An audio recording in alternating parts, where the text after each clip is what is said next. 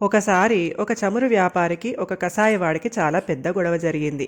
విషయం తేలక ఇద్దరూ బీర్బల్ దగ్గరికి వెళ్లారు. బీర్బల్ అసలు గొడవ ఏమిటని అడిగితే కసాయివాడు, నేను మాంసం అమ్ముకుంటూ ఉంటే ఈ చమురు వ్యాపారి నా దుకాణానికి వచ్చి చమురు పోస్తానన్నాడు. పాత్ర తీసుకురావడానికి నేను లోపలికి వెళ్ళినప్పుడు అతను నా నాణాల సంచి తీసుకొని తనదేనని గొడవ చేస్తున్నాడు అని చెప్పాడు. అప్పుడు చమురు వ్యాపారి, లేదు, అతను చెప్పేవన్నీ అబద్ధాలు, ఆ సంచి నాదే, నేను నాణాలు సంచిలోంచి తీసి లెక్క పెడుతున్నాను, అది చూసి ఇతను దురాశతో అది నా సంచే అని చెప్తున్నాడు. బీర్బల్ ఎన్నిసార్లు అడిగినా ఇద్దరూ ఒకటే సమాధానం. అయితే బీర్బల్ ఒక పెద్ద పాత్రలో నీళ్లు తెప్పించాడు.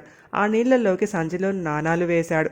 వెంటనే ఆ పాత్రలో నీళ్లపైన పల్చగా నూనె తేలింది. ఆ తెట్టు చూసి వెంటనే ఆ సంచి చమురు వ్యాపారిదని అందరూ గ్రహించారు. బీర్బల్ సంచిలో మళ్లీ నాణాలు నింపి చమురు వ్యాపారికి ఇచ్చేశాడు. ఆ కసాయిని కఠినంగా శిక్షించాడు.